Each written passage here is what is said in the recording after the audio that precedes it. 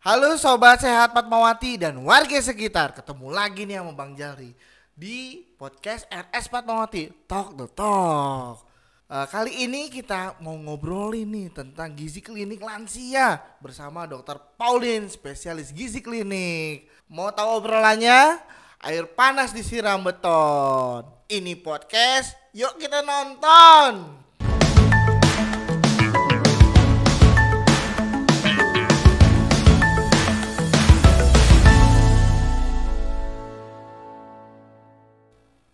Oke dok, boleh diceritakan nggak nih kisah perjalanan dokter ini sebagai dokter spesialis gizi klinik dok? Kisah perjalanan ya, waduh, kayaknya gimana gitu. Jadi perjalanannya memang panjang banget ya, karena kalau dimulai dari jadi spesialis gizi itu, saya lulus spesialis gizi klinik itu tahun 2000. Tahun 2000, kemudian kembali ke Fatmawati karena memang saya sekolah itu atas dukungan rumah sakit ya untuk ngambil spesialis gizi itu, jadi diharapkan memang kembali ke rumah sakit Fatmawati karena pada saat itu memang belum ada, baru satu-satunya saya dokter spesialis gizi klinik yang bekerja di rumah sakit Fatmawati. Tahun 2000 masuk ke instalasi gizi sebagai staf instalasi gizi sampai tahun 2005, kemudian tahun 2005 sekitar tahun 2005 itu saya diminta untuk menjadi kepala instalasi gizi. Udah 25 tahun ya dok ya? Iya, sampai tahun 2014 itu kepala instalasi gizi. Lama banget ya? 2014, nah, karena belum ada lainnya. Belum ada lainnya. Kemudian tahun 2016 saya menjadi ketua KSM gizi klinik karena saya tahun 2016 itu sudah punya teman gitu, punya teman 2 orang dokter spesialis gizi klinik sehingga kami bertiga. Nah, kalau ada dokter spesialis 3 orang itu baru bisa mendirikan KSM atas izin komite medik gitu. Kemudian waktu itu tahun 2016 mulai dibentuk KSM gizi klinik. Saya jadi ketua KSM-nya 2 periode sampai tahun 2020 kalau nggak salah.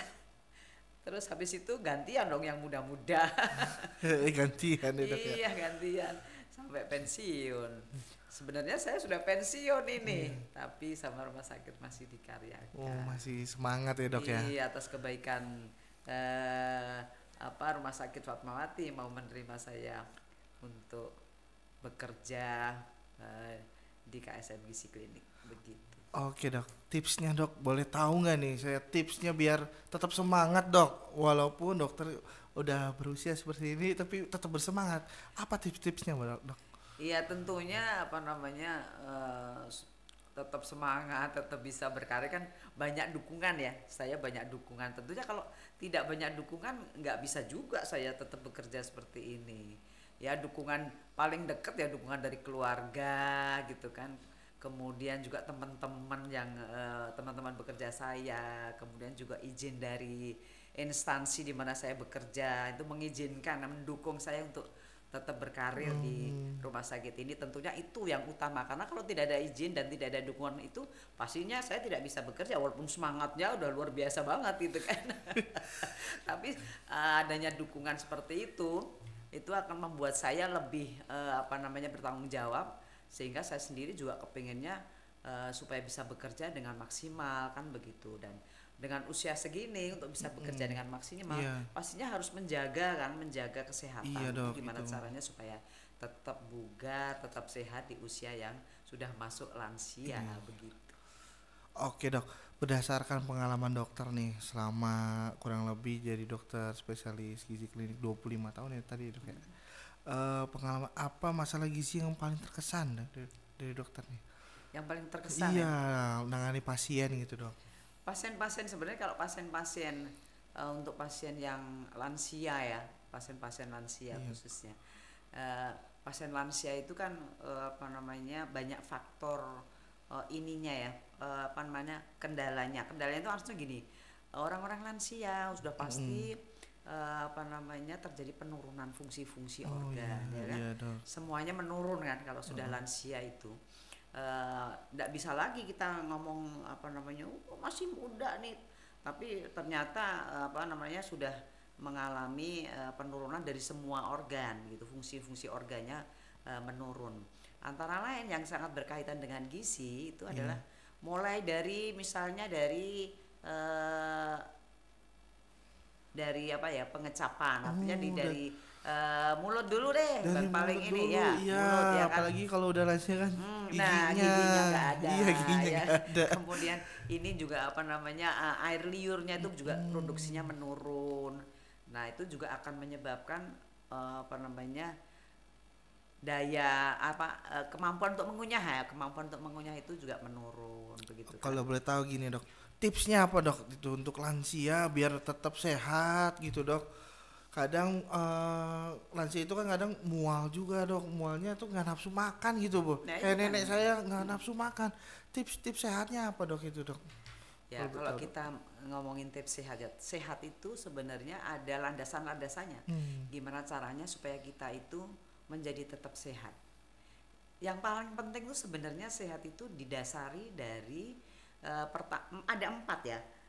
Tidurnya bagaimana, Oh tidurnya. kemudian nutrisinya bagaimana, aktivitasnya bagaimana, dan kemudian eh, penanganan stresnya bagaimana gitu ya. Fondasi untuk sehat itu tidur yang pertama. Tidurnya bagaimana? Tidurnya itu harus mencapai 7 sampai 8 jam 7 sehari. 8 sampai 8 jam Ya, ya. padahal lansia itu biasanya agak sulit-sulit tidur. Iya. Nah, kadang kalau sulit tidur, kemudian tidurnya kurang, nah itu akan menyebabkan badan kan menjadi lemes ya. Badannya menjadi lemes, nggak nyaman, kayak orang nggak fit yang seperti itu.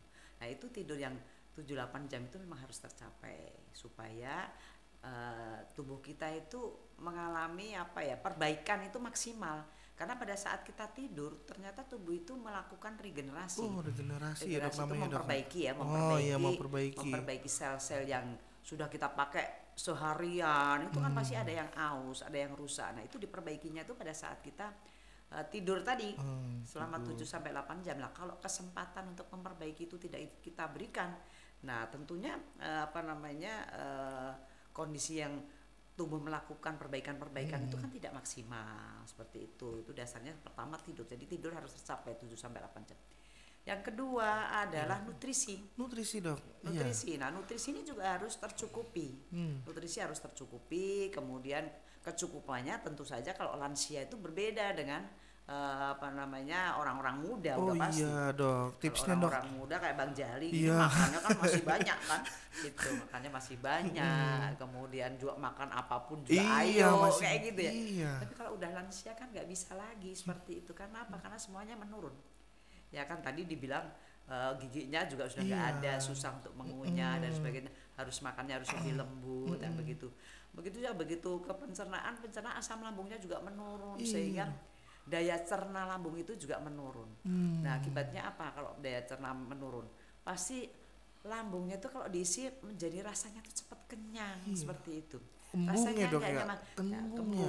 Begitu kembung, kemudian rasa cepat kenyang. Akhirnya apa? Makannya sedikit gitu kan. Kemudian turun ke dalam usus juga begitu, enzim-enzimnya juga menurun sehingga penyerapannya juga menjadi terganggu, penyerapannya nggak maksimal, peristaltiknya juga menurun, buang air besarnya terganggu, menjadi sulit buang air besar yang seperti itu harus dibarengi dengan kebutuhan nutrisi yang bagus kan. Nutrisinya pertama harus cukup, kecukupannya ya tentu saja diperhitungkan dari berat badannya gitu, dari usianya, tapi tentunya kebutuhan lansia itu sudah tidak seperti waktu muda lagi, sudah berkurang sekitar 5-10% gitu dari kebutuhan pada saat muda. Kemudian tentunya komposisi makanannya kita juga harus memilihkan bahan makanan itu yang dikonsumsi harus yang bervariasi supaya kita dapatin vitamin dan mineral. Seperti apa dok contohnya dok? Ya contohnya misalnya variasi itu ya jangan katakan sayuran itu memang harus makan sayuran ya, buah-buahan harus makan buah-buahan, tapi tentunya variasi makanannya harus harus benar-benar dipenuhi. Variasi itu ya kita janganlah setiap hari makannya cuman sayur bayam melulu. Kayak gitu. Kayak Popeye, Atau, Dok. iya. Atau saya setengahnya hanya makan gado-gado tiap Iya. hari makan gado-gado melulu. Yang seperti itu. Jadi ya masih ganti-ganti gitu, ganti-ganti ya. Hari ini mungkin sayurnya bayam gitu ya. Mungkin besok ada wortel, besok ada kangkung. Kan ganti-ganti gitu seperti itu sehingga tubuh kita itu bisa mendapatkan nutrisi yang saling melengkapi gitu, seperti itu. Paling tidak sekali makan itu sayurnya itu 3 jenis gitu paling 3 tidak. jenis, Dok. Apa Seperti aja, Dok? capcay, seperti capcay. Capcay. Ya, capcay itu kan Apalagi, Dok? ada wortel, Wortel, sayur asem sayur kan juga asem. macam-macam. Sayur lodeh kan macam-macam juga isinya. Oh iya, Dok. Seperti itu sebenarnya justru sayur yang menyehatkan. Jadi tidak hanya itu saja. Apalagi kalau Bang Jali tidak doyan makan sayur. Wah. Nah, itu Nggak akan boleh ya, Dok, menjadi ya? satu hal yang apa ya? Katakan seperti nanti akan terjadi bom waktu ya. Suatu saat kalau tidak doyan makan sayur berarti dikenyanginya dengan apa? Nasi. Biasanya. Nah, kalau makan nasi kebanyakan badannya sekarang sudah beratnya berapa Bang Jali? Iya, Nah, itu. Benar, Dok. Jadi berat badannya akan naik terus, ya kan? Berat badannya akan naik Iya. terus. Makanya sayur itu menjadi salah satu upaya untuk mencegah atau menjaga supaya kita tidak makan nasi terlalu berlebih-lebihan. Oh, jadi nggak lemes ya, Dok ya? Nah, jadi- Kadang-kadang habis makan Jadi kenyangan lemes. dikenyangin dengan sayur tapi sumber karbohidrat Oh, yang seperti nasi jangan itu lupa cukup juga sayur. saja gitu. Bener. Jadi dikenyanginya dengan sayur. Terus Dok, kemudian juga harus ada proteinnya, proteinnya, ada lemak seperti lemak. itu, dan gorengan itu tidak boleh terlalu banyak. Oh, kadang Iya. enak, Dok. Nah, Gorengan, itu. Dok. Paling enak memang makan gorengan, tapi hati-hati kalau gorengan-gorengan terus nih, Iya, Dok. lemaknya tinggi, kolesterolnya naik, nanti sumbatannya menjadi lebih cepat terbentuk. Sehingga akan menyebabkan apa? Kalau banyak sumbatan ya, kena stroke-nya lebih cepat. Wah, kena iya, serangan benar, jantungnya benar, lebih benar. cepat. Nah, itu yang dicegah dari lansia supaya tetap sehat. Itu. Kemudian apalagi setelah nutrisi, aktivitas ya, Iya, aktivitas aktivitas. fisik. Aktivitas fisik itu sangat penting. Kalau dulu kalau kadang-kadang orang beranggapan bahwa kalau sudah tua itu nggak perlu olahraga. Kalau udah tua itu duduk manis saja. Nah, itu keliru seperti itu.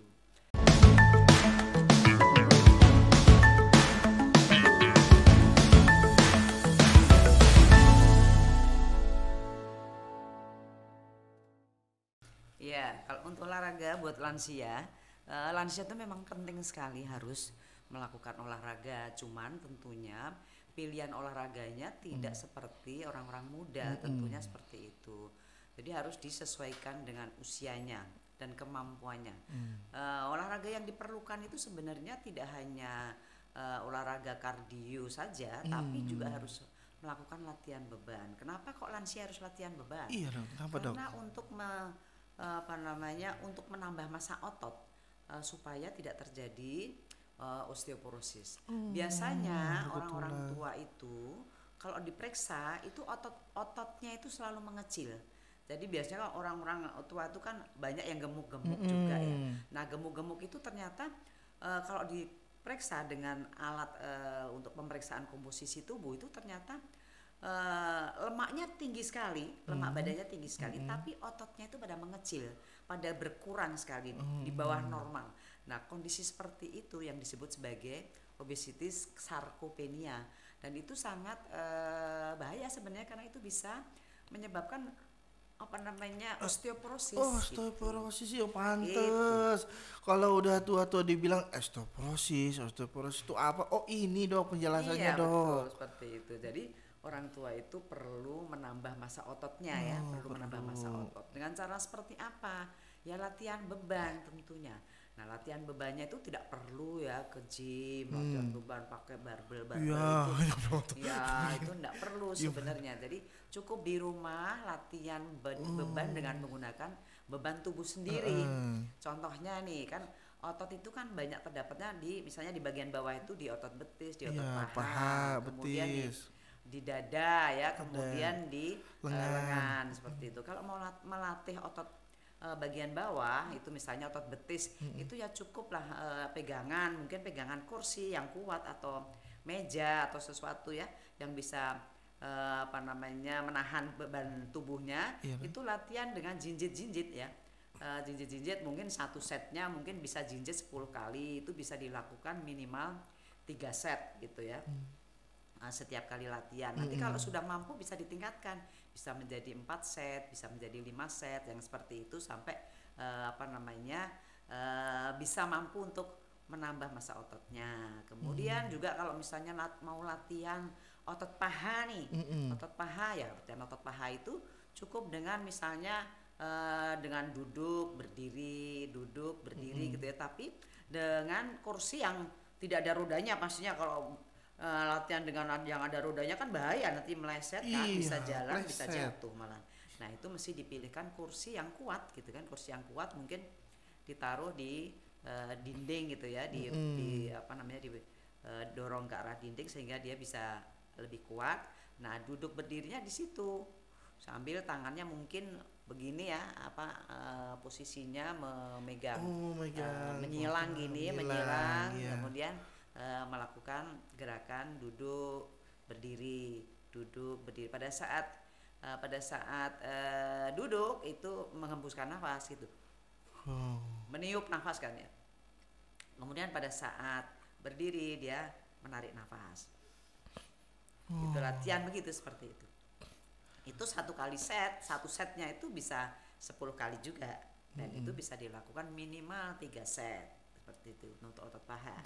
Nah kemudian untuk otot dada bagaimana nih? Iya. Otot dada, Dada, otot lengan, yang iya, seperti Dok. itu cukup bisa juga melakukan push up tapi di dinding. Oh, di Di dinding. dinding. Jadi tidak yang berat ya, kalau di lantai kan berat banget Berat, ya. Dok.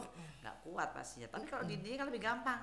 Oh iya. Lebih gampang. Jadi berdiri di dinding, kemudian tangannya menekan dinding begini, kemudian melakukan gerakan maju mundur begitu ya.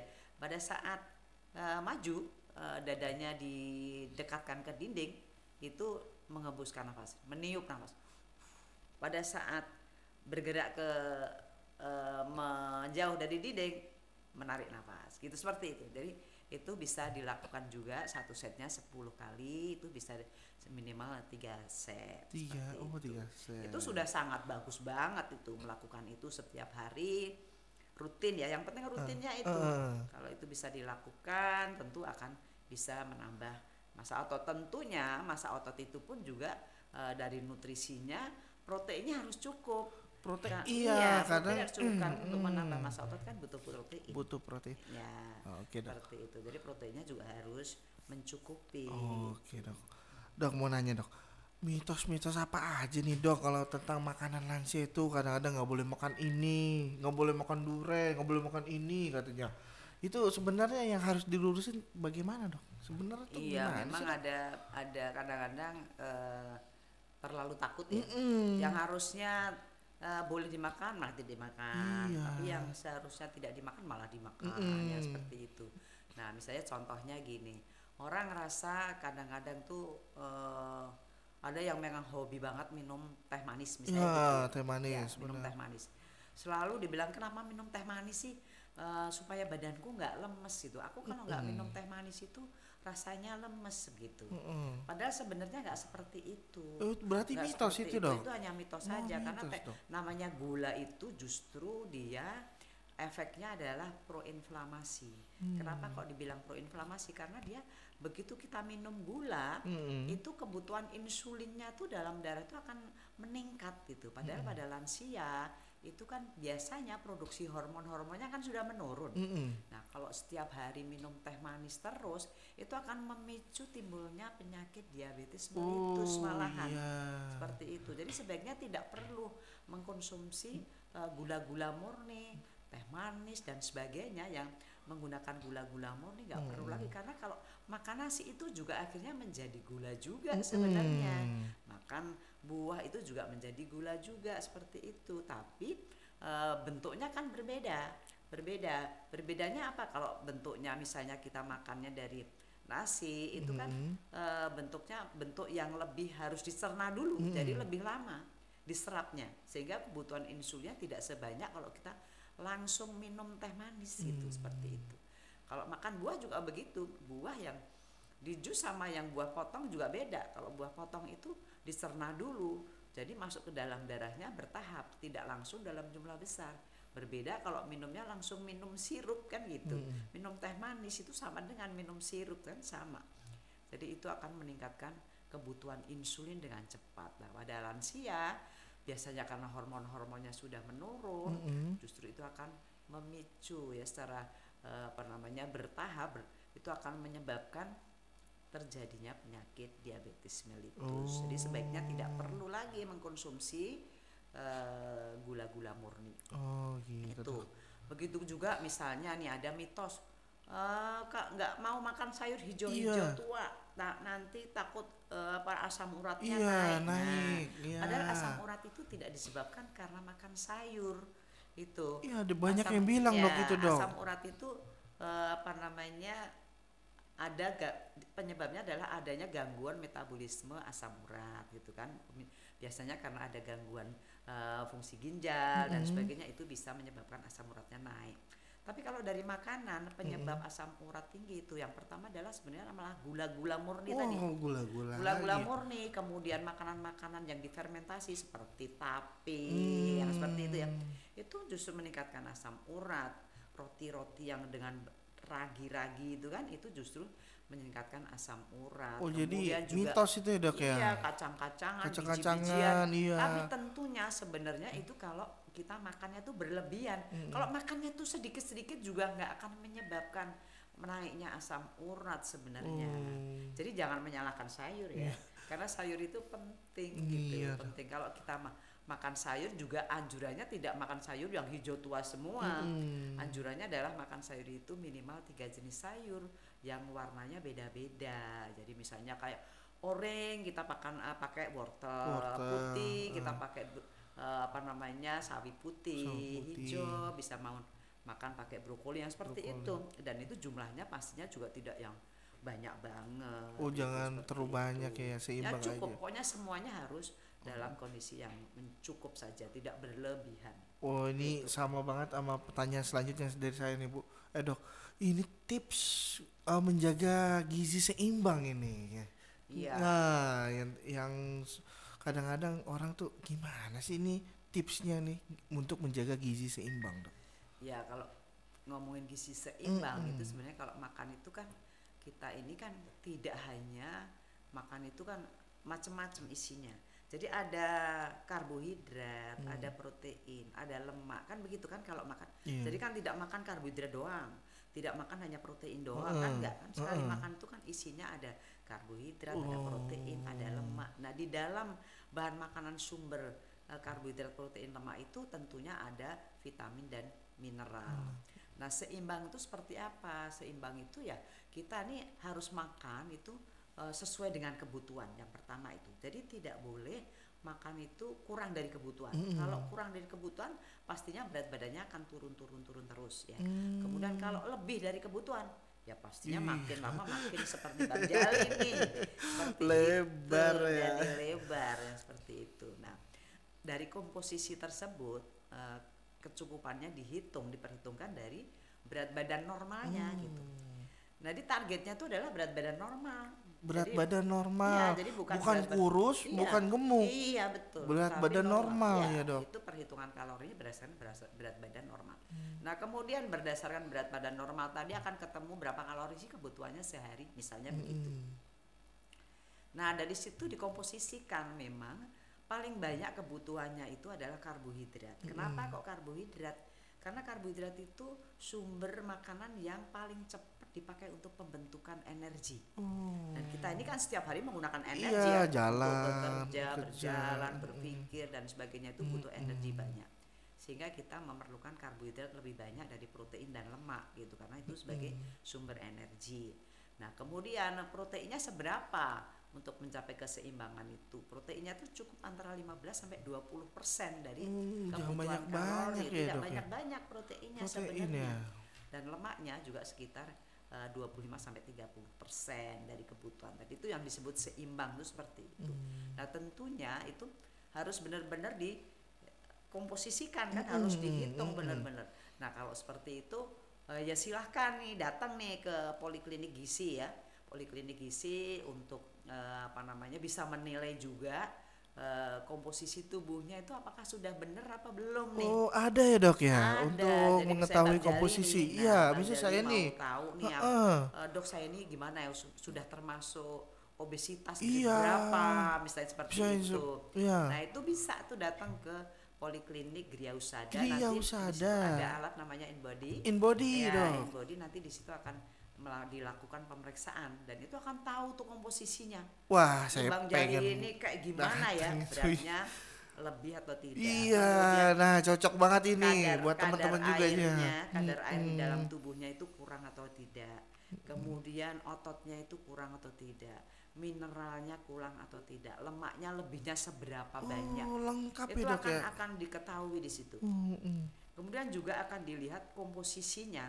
Komposisi tubuh itu akan dinilai di situ.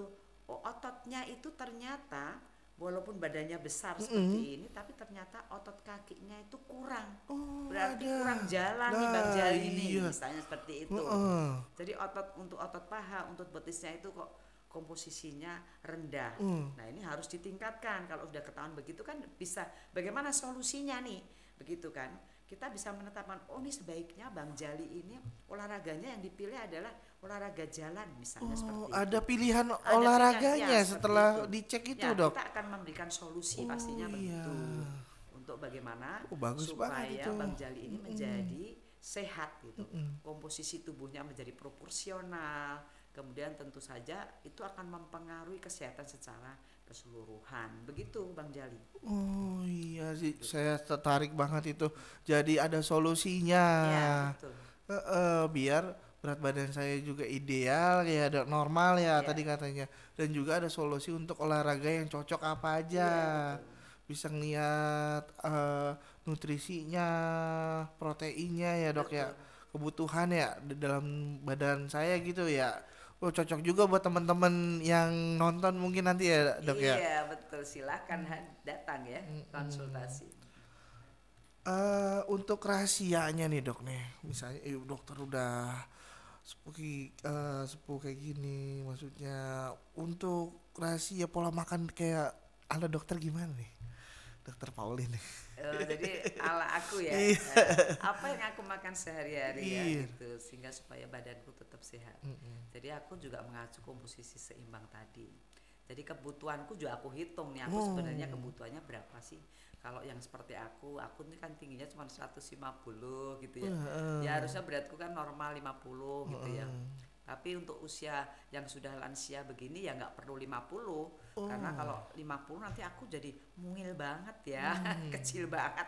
Jadi aku ya agak-agak overweight nggak apa-apa, tapi jangan masuk ke obesitas gitu. Jadi beratku 55 kilo. Gitu. 55. Sebelumnya itu memang aku bisa 60 kiloan. Nah pada saat aku berat badanku 60 itu kok ternyata aku mulai muncul penyakit ya. Mulai muncul penyakit. Kalau pada saat aku berat badanku 60 kilo, aku udah masuk obesitas itu. Obesitas grade 1. Nah, pada saat itu mulai muncul penyakit ya. Hipertensiku ada muncul, kemudian mulai lututnya mulai sakit karena bebannya menjadi berlebih kan secara tidak kita sadari itu berat badannya ternyata juga membebani tulang-tulang gitu ya. Alat geraknya menjadi terganggu, lututnya mulai sakit seperti. Nah, karena seperti itu akhirnya aku berupaya ini kayaknya aku harus mulai turun berat badannya. Nah, mulailah saya kayaknya aku masih harus atur makanku sendiri nih gitu. Jadi aku atur makanku sendiri, kebutuhanku sebenarnya cuma 1.500 kalori. Jadi aku nggak boleh makan lebih dari itu. Seperti itu. Dan mulai makanlah aku 1.500 kalori setiap hari makan 5 kali makan. 5 kali makan itu begini ya. Aku makan Makannya utama. 5 kali malah? Iya, makan 5 kali itu porsi kecil tapi sering. Oh sedikit tapi sering. Karena sudah lansia jadi tidak bisa makan porsi besar lagi ya. Tipsnya jadi gitu ya dok ya. Itu bisa dipenuhi kalau aku makannya porsi kecil tapi lebih sering makan. Tapi sering makan tuh artinya begini. Jadi 5 kali itu dibagi menjadi 3 kali makan utama. 3 kali makan utama tuh makan lengkap ya. Tapi 2 kalinya adalah makan selingan. Itu yang dibagi adalah karbohidratnya. Kan paling banyak kita komposisinya kan karbohidrat. Iya benar. Jadi karbohidrat itu yang dibagi menjadi 5 kali tadi. 5 5 kali. Yang 3 kali adalah makan utama. Karbohidratnya dari aku menggunakan nasi hitam. Oh, nasi hitam. Ya, nasi hitam, kemudian makan sayur yang 3 warna tadi, kemudian lauk pauk dan lauk pauknya tentunya ada lauk hewani, ada nabati. Kemudian ada minyak yang digunakan untuk mengolah tadi. Nah, aku mulai dari nasinya ya. Nasi yang aku pilihannya adalah nasi hitam. Kenapa kok milih nasi hitam? Iya, kenapa dong? Karena nasi hitam itu pertama dia seratnya sangat banyak. Oh, seratnya banyak dong. Seratnya sangat banyak. Yang kedua, nasi hitam itu mengandung antioksidan yang kuat gitu. Berbeda dengan nasi putih Iya. gitu. Nasi putih itu berasnya tuh sudah diseleb ya. Kalau di di pabrik beras itu diseleb kan. Diseleb dari buang kulit arinya tuh sampai habis bener. Bekatulnya juga sudah habis sehingga dia nampak putih, itu tidak ada seratnya lagi. Yang ada tinggal amilumnya saja. Jadi tinggal gulanya doang. Makanya kalau mengkonsumsi nasi putih dibandingkan dengan nasi hitam sangat berbeda kebutuhan insulinnya. Kalau kita makan nasi putih kebutuhan insulinnya tinggi banget karena dia tinggal tepungnya doang, jadi cepat sekali dicerna. Tapi kalau kita makan nasi hitam tidak, ternyata aku makan nasi hitam itu bisa kenyangnya lebih lama dan tidak perlu makan nasi hitam itu makan banyak-banyak gitu. Cukup makan 100 gram itu udah rasanya kenyang banget dengan sayur-sayuran yang warna-warni seperti itu. Dan itu aku makan 3 kali. Kemudian lauk pauknya itu memang harus kombinasi antara hewani dan nabati. Kenapa kok harus kombinasi hewani nabati? Karena kita supaya tidak memasukkan kolesterol terlalu banyak ke dalam tubuh kita. Tipsnya gitu ya dok ya. Sehingga kalau misalnya nih kolesterol kalau kita makan senengannya hanya hewani saja, hewani saja, kolesterol itu terdapatnya pada lauk hewani paling tinggi gitu. Lauk nabati itu tidak ada kolesterolnya. Oh, nggak ada kolesterolnya dok? Nggak ada kolesterolnya. Jadi kalau kita makannya itu lauknya itu kombinasi antara hewani dan nabati, tentunya kita tidak terlalu banyak gitu kan memasukkan ke dalam tubuh kita kolesterol yang sebenarnya kita takut juga kalau kolesterol darahnya meningkat kan seperti itu. Nah, kemudian minyak. Nah, minyak ini semua orang cara menggunakan minyak itu hanya dipakai untuk menggoreng. Iya, tahunya menggoreng aja dong. Menggoreng dengan minyak, pokoknya lauknya selalu digoreng. Nah, padahal kalau kita mengkonsumsi lauk yang digoreng, ini proteinnya sudah sebagian itu sudah rusak karena kena minyak yang suhunya tinggi sekali kan. Kalau menggoreng itu suhu minyak itu sudah di atas 100 derajat. Iya, panas banget. Panas sekali kan. Nah, itu sudah merusak protein yang ada di dalam lauk-lauk yang kita konsumsi. Dan akan menyebabkan apa? Menyebabkan inflamasi di dalam tubuh kita. Nah, sebenarnya itu yang bikin apa? Bikin kolesterolnya naik. Bikin inflamasi di dalam tubuh kita seperti itu. Jadi minyak yang disarankan itu tidak untuk menggoreng ya. Minyak itu boleh untuk tumis saja. Tumis sayur boleh. Tapi menggunakan minyak yang dari minyak kelapa. Oh, minyak kelapa ya, yang bagusnya bagus. minyak kelapa ya, minyak kelapa murni. Itu seperti itu. Jadi bukan minyak kelapa sawit tapi minyak kelapa murni untuk tumis. Karena tumis itu juga panas kan? Masukin ke dalam wajan kan wajannya juga panas tuh. Jadi kalau misalnya kita mau pakai minyak olive, minyak olive-nya rusak juga karena minyak olive itu tidak tahan panas, apalagi pakai minyak jagung. Wah, itu langsung rusak ininya. Sehingga justru minyak yang seperti itu akan menyebabkan inflamasi, akan menyebabkan kolesterolnya naik. Jadi cukup menggunakan minyak kelapa murni. Untuk menumis ya. Jadi tidak perlu. Kalau misalnya mau ada tambahan minyak olive dalam menu sehari-hari, itu bisa dilakukan dengan cara diminum bisa. Jadi dia tidak kena panas ya. Karena minyak olive itu kan minyak yang tidak jenuh, dia tidak tahan panas, jadi dia harus diselamatkan dari suhu yang tinggi tadi. Jadi cara mengkonsumsinya ya dengan cara diminum, misalnya doyan nih. Tapi kalau tidak doyan bisa ditambahkan di sayuran yang akan kita makan. Jadi misalnya tadi kan awalnya sayurannya ditumis pakai minyak kelapa. Setelah matang, kalau kita makan kan masukin ke dalam mangkok kecil kan, waktu kita mau makan. Nah, baru setelah di mangkok kecil itu tambahkan minyak olive 1 sendok teh yang ekstra virgin. Nah, itu akan sangat besar manfaatnya. Karena apa? Karena minyak olive yang ekstra virgin itu mempunyai kandungan antioksidan yang kuat. Dia juga mencegah terbentuknya plak di dalam pembuluh darah. Jadi sangat menguntungkan. Sangat itu Asalkan apa? tipsnya, Asalkan Dok, ya. tahu nih cara penggunaannya seperti apa. Benar Ya, kemudian benar. nanti di antara makan itu di jam-jam 10 sama jam 4 sore itu kita cukup makan buah potong saja. Itu Tipsnya seperti seperti itu yang Dok. hari-hari aku lakukan. Oke, Dok. Begitu. Dok, jadi saya kepikiran tadi Dok, tentang berat badan Dok. Sebenarnya di RS Fatmawati itu bisa ada paketan untuk ngecilin badannya sih Dok. Ada. Oh, saya baru tahu tuh. Gimana Dok itu Dok? Ada nih, gimana sih Bang Jali ini kayaknya Aduh, ketinggalan banget. aduh. Di Rumah Sakit Fatmawati di Gria Husada Oh, di ya. Gria Husada Ya, Dok. di Husada di Poliklinik Gizi itu kita bikin paket obesitas. Oh, paket Iya. obesitas Dok. Ya, bikin paket obesitas. Nah, itu tentunya di dalam paket obesitas itu pasien kalau konsultasi kalau datang akan dilakukan pemeriksaan komposisi tubuh dengan InBody. Oh, yang tadi ya Dok ya, InBody namanya ya. Ya, kemudian setelah itu dilakukan pembacaan kan, ini dibaca nih hasilnya InBody-nya seperti apa, dijelaskan Langsung sama dokter dijelaskan ya Dok ya. spesialisnya. Kemudian akan diberikan solusi. Kemudian solusinya seperti apa? Solusinya ya kita akan bikinkan komposisi makanannya seperti apa. Kalau diperlukan obat-obat kita akan bantu untuk memberikan obat-obat sesuai dengan kondisi pasien masing-masing, sehingga akan berat badan pasien itu akan berangsur-angsur akan turun gitu kan, sampai sesuai target yang diinginkan. Oh Begitu. iya, bisa Tentunya ternyata ya Dok kalau ya. menurunkan berat badan kan nggak pakai sakit. Iya, pengennya gitu Makanya- Dok. Makanya harus konsultasi nih, konsultasi dengan spesialis dokter ini ya. gizi Pengennya klinik. tetap diet tapi makannya tetap normal gitu Dok. Nah itu agak biar nggak sulit lemes. itu, agak sulit.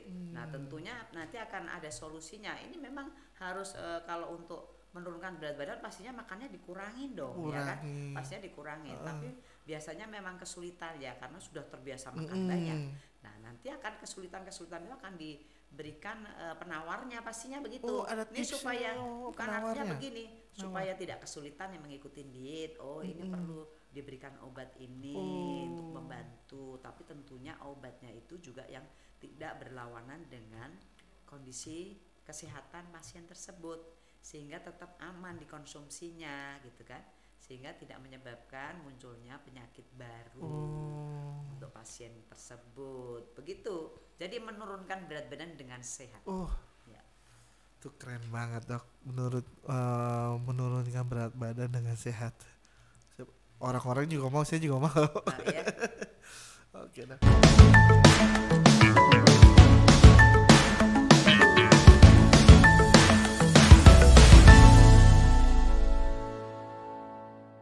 Kita ngobrol dari tadi, kita kesimpulannya apa ini? Ya, dari tadi kita ngomongin Iya, lansia ya. Ngomongin lansia. Jadi lansia itu harusnya seperti apa sih? Lansia itu tetap harus sehat. Harus sehat. Dan kreatif dan tetap harus aktif kan, pastinya begitu. Nah, kalau tidak sehat nggak bakal bisa kan kita menjadi lansia yang kreatif, yang tetap aktif kan tidak bisa kalau badannya tidak sehat. Nah, tentunya sehat itu seperti tadi aku bilang, dasarnya adalah tidur, kemudian tiang-tiangnya adalah nutrisi, aktivitas, kemudian juga mencegah terjadinya stres, penanganan stres yang benar gitu, seperti itu, sehingga semuanya menjadi sehat. Dan tentunya nutrisi tadi yang paling utama itu benar-benar harus dijalani dengan baik gitu, seperti itu, supaya tubuhnya itu kuat dan bisa sehat dan bugar, seperti itu. Tentunya itu harus, biasanya memang tidak bisa menanganin sendiri kan, harus dibantu gitu kan. Dibantunya bagaimana? Dibantunya ya oleh dokter pastinya. Dibantunya oleh dokter, silahkan hadir di Poliklinik Gizi. Harinya apa aja tuh kalau boleh tahu? Poliklinik Gizi Gria Husada. Gria Setiap Husada. hari Jumat kalau mau ketemu saya, ya kita akan bisa membahas mengenai kesehatan lansia dan memberikan solusi tentunya. Seperti itu. Bagaimana caranya supaya bisa menjaga kesehatan? Nanti kita akan lakukan pemeriksaan dengan InBody. Kita akan lihat bagaimana komposisi tubuhnya, ototnya bagaimana, apakah kurang atau berlebihan atau lemaknya berlebihan dan sebagainya. Nanti akan kita berikan solusi bagaimana baiknya, bagaimana nutrisi yang cukup untuk pasien ini, bagaimana aktivitasnya yang harus dilakukan setiap harinya, bagaimana caranya untuk agar tetap gembira gitu sehingga tidak mengalami depresi yang dibilang katanya depresi yang terselubung. Karena biasanya depresi yang terselubung itu karena merasa aduh aku kok sudah tidak berguna karena sudah lansia, padahal berguna sekali ya, yang seperti itu. Kadang-kadang merasa seperti itu karena kesepian, karena anaknya sibuk sendiri, orang tuanya karena sudah usia kemudian merasa kok tidak ada yang memperhatikan, yang seperti itu saja biasanya. Dan itu tentunya bisa dibantu untuk mencapai kesehatan yang optimal oleh dokter gitu. Oke dok, terima kasih dok.